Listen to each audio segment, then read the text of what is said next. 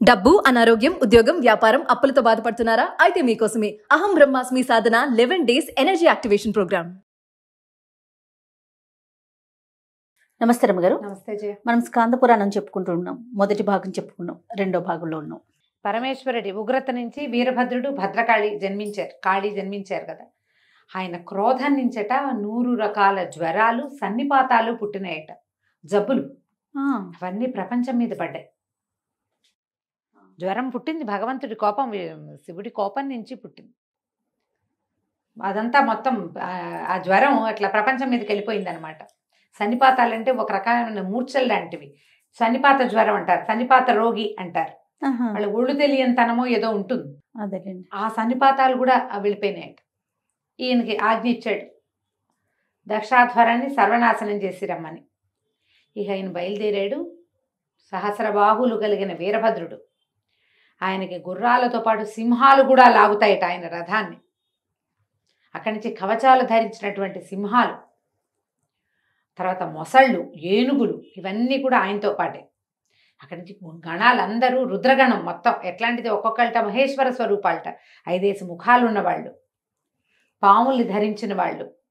పరమేశ్వరుడు ఎట్లా ఉంటారో అట్లా ఉంటారు, పరమేశ్వరుడిలాగా కనపడతారు. ఇదంతా పెద్ద సమూహం.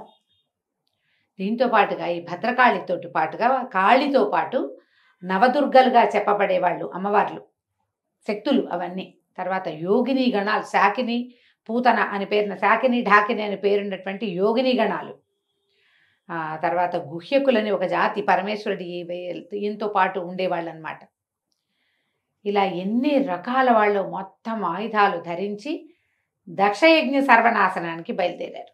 ఇంత సమూహం బయలుదేరేసరికి దిక్కులు పిక్కటిల్లిపోయి సప్తద్వీపాలతో ఉన్నటువంటి వసుంధర భూమి దద్దరిల్లిపోయిందట. వీళ్ళు వస్తుంటే రకరకాల తూరినాదాలు. ఇప్పుడు యుద్ధానికి వెళ్ళేటప్పుడు ఎటా వెళ్తారు? అవును, భేరీ నినాదాలు, ఓహో మోత. దిక్కు నుంచి ఇసుక వర్షం కురిసిందట దక్షాధ్వరంలో. ఎక్కడి నుంచో మేఘాల్లో నుంచి నెత్తురు వర్షించింది. ఉణికిపోతున్నారు. ఇక్కడ జరిగిందే ఒక విపరీత చర్య. ఆమె కాలిపోయింది. కాలిన ఆమె దేహం అక్కడ. ఈ 20,000 మంది గణాలు దుఃఖంతో ఆత్మాహుతికి పాల్పడ్డాయి. ఇంకొక 30-40 వేల మంది ఉన్నారు అక్కడ. వాళ్ళందరూ ఏడుపులు, గందరగోళం. ఏం చేయాలో తెలీదు. ఋషులు మహర్షులు ఎటు పారిపోవాలో తెలియకుండా ఉన్నారు. ఎప్పుడైతే ఈ దిక్కులు పిక్కటిల్లేలాగా ఈ శబ్దాలు వినపడుతున్నాయో, దీనికి యుద్ధానికి వీళ్ళు వచ్చేస్తున్నారు, రుద్రగణాలు వస్తున్నాయని తెలిసేసరికల్లా ఈయన పరిగెత్తుకుంటూ వెళ్ళి విష్ణుమూర్తి కాళ్ళు పట్టుకున్నాడు. దక్షుడు, నన్ను రక్షించు, ఇక్కడ ఏదో జరగబోతోంది. రుద్రుడు ఆగ్రహావేశాలతోటి ఏదో చేయబోతాడు నన్నంటే, ఆయన అన్నాడు, విష్ణుమూర్తి నిన్ను ఎట్లా రక్షించాలి? నువ్వు చేసిందే తప్పు. రుద్రుడు శివుడు లేని యజ్ఞం ఏమిటి అసలు? నువ్వు అది సంకల్పించావు. ఎవడి కర్మకి వాడే కర్త కదా. నువ్వు చేసిన పని తప్పు. తప్పుకి ఫలితం అనుభవించి తీరవలసిందే. ఎవ్వరినీ కర్మ వదిలిపెట్టదు. నువ్వు చేసిందే తప్పు. నేను నీకే సహాయము చెయ్యలేను. ఇక బతిమలాడాడు ఋషుల్ని, మాల్ని, దేవాదుల్ని, అందరినీ, నన్ను రక్షించండి, నన్ను రక్షించండి అని. ఏం రక్షిస్తారు? ఎవరు రక్షిస్తారు? కాకపోతే ఈ యుద్ధానికి సన్నద్ధంగా ఇన్ని సేనలు, కోట్ల కొద్దీ రుద్రగణాలు వచ్చేసేసరికల్లా దేవతలకు కూడా ఒక రణోద్రేకం కలిగింది. తమ మీదకే కదా యుద్ధము. తాము ఎక్కడికి వచ్చారో అక్కడికి యుద్ధం వస్తోంది. ఏదో చెయ్యాలని వీళ్ళందరూ ఏం చేశారు? ఆయుధ స్వీకారం చేసేసారు. ఆయుధాలు ఎత్తారు. ఎవరి వాహనాన్ని వాళ్ళు పిలుచుకున్నారు. అక్కడేమో పెద్ద మనుషుల్లా కూర్చున్నారు ముందు యజ్ఞానికి. ఎప్పుడైతే యుద్ధము వెనకాల నుంచి, మామూలుగా యుద్ధ భైర్యులు వినేసరికల్లా వాళ్ళు ఎవరో మన మీద పడుతుంటే మనం చచ్చుకుచ్చుగా ఎందుకు కూర్చుంటాం? మనము లేమో, మనకందరికీ శక్తులు ఉన్నాయి, ఎవరి శక్తి వాడిది కదా. దేవగణాలు కూడా మేమేం తక్కువ? రుద్రగణాలు ఇవి కపాలాలు పట్టి శ్మశానాల్లో తిరిగేవి. ఇవి గణాలు యుద్ధానికి వస్తే మేమందరం దైవగణం కదా, వరాలు ఇవ్వగలిగే వాళ్ళం మేము తక్కువ కాదు. వీళ్ళంతా లేచారు. ఈ యుద్ధానికి సన్నద్ధం అవుతున్న వాళ్ళని చూసి విష్ణుమూర్తికి నవ్వొచ్చింది, కానీ ఆయన ఏం మాట్లాడలే, నిశ్శబ్దంగా ఉన్నాడు. కానీ దక్షుడు బతిమలాడుతూనే ఉన్నాడు, నన్ను రక్షించు, నన్ను రక్షించదు. అక్కడి నుంచి ఈ ఋషుల్లో కొంతమంది భృగు మహర్షి వాళ్ళు ఏం చేశారు, కొంతమంది వీళ్ళని ఉద్రేకపరిచారు, యుద్ధం చేయవలసిందేనని. దాంతో వీళ్ళు వాళ్ళు పోరాటం జరిగింది. వచ్చి ఆయన అందరినీ అణిచేయటం కాదు, వీళ్ళు పడ్డారు వాళ్ళ మీద. ఇద్దరు యుద్ధం చేశారు, ఆ సేన ఈ సేన. కొన్ని గణాలు పోయినాయి, కొంతమంది దేవతలు పారిపోయారు, వీళ్ళు నలిగారు, వాళ్ళు నలిగారు. ఋషులు మహర్షులు వాళ్ళందరూ భయభ్రాంతులకి గురి. వాళ్ళకేం తెలుసు, వాళ్ళకి ఏమేం తెలియవు, యుద్ధాలు తెలియవు కదా. వాళ్ళు కొంతమంది భయభ్రాంతులై ఏ పక్కకి పారిపోవాలో తెలియక, పైగా ఇంత గణాలు వస్తుంటే పారిపోయినంత మంది పారిపోయారు ముందు. కొంతమంది దిగంతాలకు పారిపోయి ఆ దిగ్దంతుల వెనకాల అవి ఏనుగులు ఉంటాయి కదా, దిక్పాలక వాటి ఏనుగుల వెనకాల నిలబడి చూస్తున్నారు ఏం జరుగుతుందో.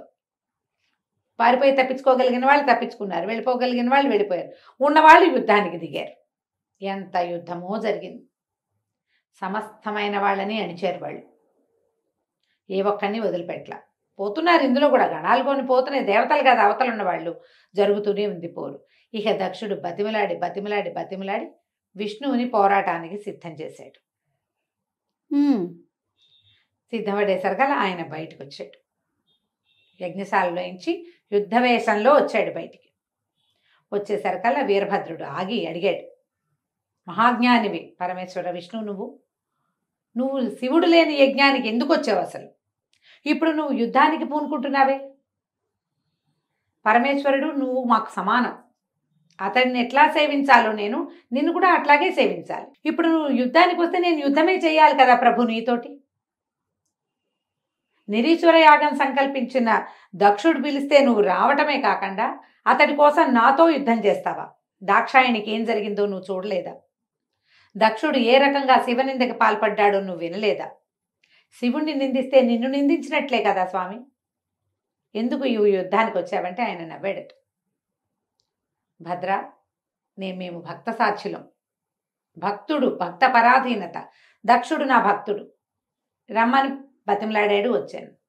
రక్షించమని బతిమలాడాడు, యుద్ధానికి వస్తున్నాను. ఇక్కడ శివుడున్నా ఇదే పని చేస్తాడు. యుద్ధమే కదా, చేద్దాం పద, మన ఇద్దరం యుద్ధం చేద్దాం. ఈ లోపల దేవేంద్రుడు వచ్చాడు. దేవేంద్రుడిని చావుచీత కొట్టి మడత పెట్టేశాడు ఈయన వీరభద్రుడు.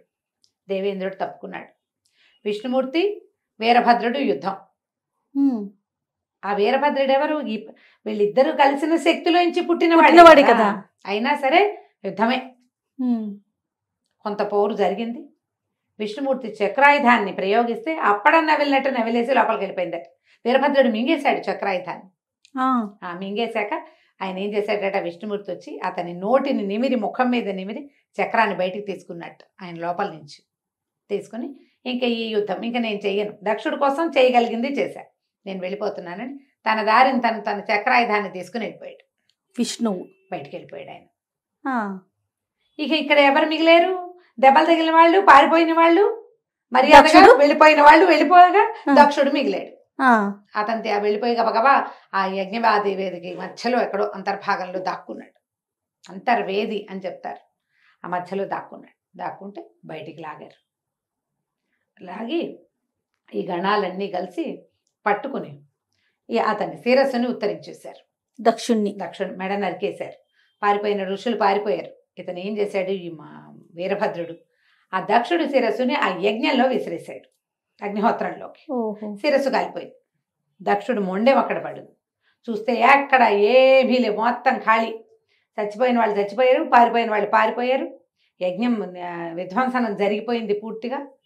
హాహాకారాలు చేస్తూ మళ్ళీ వెనక్కి తిరిగి పరమేశ్వరుడి దగ్గరికి వెళ్ళిపోయినాయి గణాలన్నీ. ఇక్కడ పని అయిపోయింది. ఇద్దరు కలిసి వెళ్ళిపోయారు. భద్రకాళిని వెంట పెట్టుకుని ఆ యోగిని గణం అంతా, బోళ్ళంతమంది అమ్మవార్లు వచ్చారు, శక్తులన్నీ వచ్చినాయి కదా. మధ్యలో వీళ్ళు చేయగలిగినన్ని ఏ గణాన్ని ఏ మంత్రంతో పడగొట్టాలో వాళ్ళందరినీ పడగొట్టారు. గందరగోళంగా చేయగలిగినంతా చేశారు. అయినా ఏమీ ప్రయోజనం లేదు. ఈ యజ్ఞం ఎవరు మొదలుపెట్టాడో ఆయన కాస్త వెళ్ళిపోయాడు. బ్రహ్మదేవుడు కూడా ఇంటికి వెళ్ళిపోయాడు దుఃఖంతో. ఏమంటారు, పుత్రశోకంతో ఉన్నాడు బ్రహ్మదేవుడు. ఆయన కుమారుడు కదా దక్షుడు, అతడు ప్రజాపతి, మరి ఇంత ప్రపంచాన్ని సృష్టించినవాడు. ఆయన పరమ దుఃఖంతో అట్లా ఉండిపోయాడు. ఏం చెయ్యాలో తెలియక ఆ దుఃఖం పట్టలేకుండా ఉన్నాడు. కుమారుడు కావాలి, అతను ప్రజాపతి, మళ్ళీ ఈ సృష్టి అంతా అతనితో అవ్వాలి. ఆ మొదలుపెట్టిన యజ్ఞం సగంలో ఆగిపోయింది, అది పూర్తి కావాలి. దక్షుడు మరణించాడు. శివక్రోధం తీరిందో లేదో తెలియదు. బాగా ఆలోచించుకొని పరమేశ్వరుడు ఏం చేశాడట, మళ్ళా కైలాసానికి వచ్చాడు. ఎవ్వరు లేరు, కైలాసం నిశ్శబ్దంగా ఉంది. ఏకాంతంగా ఒట్టి నందీశ్వరుడితోటి ఉన్నట్ట పరమేశ్వరుడు. ఎవ్వరూ లేకుండా, గణాలేమీ లేవు. దాక్షాయణి మరణంతో అనుభవిస్తున్న ఆ దుఃఖంతో ఆయన ఒక్కరే ఉన్నాడు. వెళ్ళి ప్రార్థయపడ్డాడు. 4 ముఖాలు నేల కానించి దండం పెట్టాడట. ఎవరు? బ్రహ్మదేవుడు. బ్రహ్మదేవుడు, నన్ను రక్షించు, కాపాడు, నా కుమారునికి పుత్రభిక్ష పెట్టు, నాకు ఆ. నేను చేయవలసిన విధి ఈ సృష్టి వాడి వల్ల అతడి వల్ల ముందుకెళ్తుంది, పుత్రభిక్ష పెట్టమని పరిపరి విధాలుగా ప్రార్థించాడు. ప్రార్థిస్తే సరే, దక్షుడు ఏమయ్యాడు అంటే దక్షుడిని సంహరించాం అని చెప్పి వీరభద్రుడట ఆ దక్షుడి బొండాన్ని తీసుకొచ్చి పడేసాడట కైలాసంలో పరమేశ్వరుడి పాదాల దగ్గర. శిరస్సు ఏదిరా అంటే శిరస్సు లేదు, దగ్ధం చేసేసాం. ఇప్పుడు శిరస్సు ఉన్న వాళ్ళు ఎవరున్నారు అక్కడ అంటే ఒకే ఒక యజ్ఞ పశువు ఉందట అక్కడ, గొర్రె. యజ్ఞాలకి పశువుల్ని కొన్నిటిని పెడతారు, యజ్ఞ పశువు మాత్రమే ఉంది అక్కడ, మిగిలినవన్నీ సర్వనాశనమే. ఆ యజ్ఞ పశువుని తీసుకొచ్చి ఈ పశువు ఒక్కటే ఉందని ఆ పశువు తల నరికి ఈ దక్షుడి దగ్గర పడేశాడు. ఇది ఒక్కటే ఉంది జీవించి. ఆ నెత్తురోడుతున్న ఆ శిరస్సుని దక్షుడికి అతికించి అతన్ని బతికించాడు పరమేశ్వరుడు. దక్షుడికి ప్రాణభిక్ష పెడుతున్నాను నేను, అతను లేచి ఈ యజ్ఞం పూర్తి చేయాలి. వికృతాకారంలో ఉంటుంది గొర్రె, కొమ్ములు ఇలా తిరిగి ఉంటాయి, కనుబొమ్మలు కలిసిపోయి ఉంటాయి. అవును, మామూలు మాట రాదు, దాని శబ్దం వేరు కదా. కానీ దక్షుడు అట్లా జీవించాడు. పరమేశ్వరుడు బ్రహ్మకిచ్చిన వరంతో నీ కుమారుని బతికిస్తానని చెప్పినందుకు ఈయన్ని బతికిచ్చాడు. ఈ దక్షుడు లేచి నుంచున్నాడు. సిగ్గుపడి పరిపరి విధాలుగా పరమేశ్వరుని ప్రార్థించి ఆ దుఃఖంతో అవమానంతో మళ్ళీ వచ్చి తన ప్రాంతానికి వచ్చి ఈ దక్షాధ్వరం అంతా మళ్ళీ ఖాళీ చేసుకుని సరి చేసుకుని మళ్ళీ ఋత్వికుల్ని ఋషుల్ని వాళ్ళని వీళ్ళని అందరినీ పిలిచి యజ్ఞం పూర్తి చేసుకున్నాడు. మరి పూర్తి చేయాలి కదా. అప్పుడు ఈ యాగాన్ని ఈయనకి యజ్ఞభర్త అయినటువంటి పరమేశ్వరుడికి ఇది ఇచ్చాడనమాట. వీళ్ళు ఏమిటి, విష్ణువు శివుడు. స్కాందంలో ఎంత ప్రత్యేకంగా వాక్యాలతో చెప్తారంటే వీళ్ళిద్దరూ ఒకటే, శివకేశవుల అభేదం చెప్తారు. పరమేశ్వరుడు చాలా అద్భుతమైన వాడు, మహాద్భుత శక్తి, ఆయనే సర్వేశ్వరుడు. కానీ శివుడు విష్ణువు ఒకటే, ఆయన తక్కువ నువ్వు వెనకవాడివి అన్న మాట ఉండదు అసలు. రెండు సమానమే. వీరభద్రుడే స్వయంగా చెప్తాడు ఆ మాట. ఆయన ఎట్లా సేవించాలో నిన్ను కూడా అట్లాగే సేవించాలి, ఆయనంతో నువ్వు అంతే.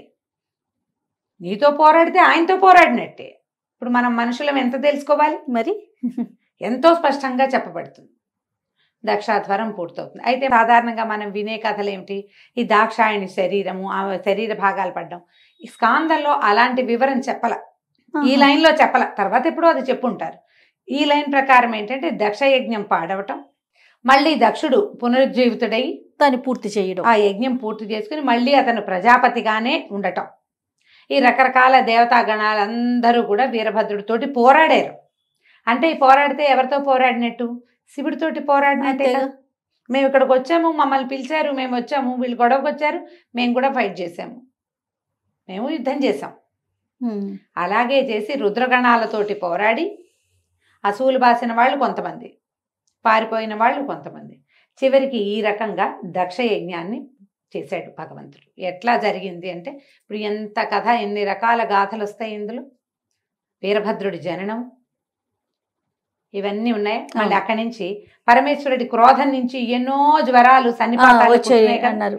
దేవ వైద్యులైన అశ్విని దేవతలు కొంతమంది మహర్షుల సహాయంతో ఈ జ్వరాలన్నిటికీ వైద్యం కనిపెట్టారు. పరమేశ్వరుడి కోపమే మనకు జ్వరం వచ్చిందంటే శివుడి కోపం. ఈ కథలు పురాణంలో అట్లా చెప్తారు. వాళ్ళు కొన్ని మంత్రాలతోటి, కొంతమంది దేవతల సహాయంతో, మహర్షుల సహాయంతో ఈ లోకంలోకి విడవబడినటువంటి ఈ జ్వరాలని, సన్నిపాత లక్షణాలని అన్నిటినీ సరిచేసి వాటికి వైద్యాన్ని కనిపెట్టి, ఆల్రెడీ అంతకుముందు ఈ వెళ్ళిపోయిన జ్వరాలు ఎవరెవరిని పట్టి పీడిస్తున్నాయో ఇప్పుడు ఆయన కోపంతో వీరభద్రుడు వచ్చాడు, వీరభద్రుడితో పాటు ఇవి వచ్చినాయి.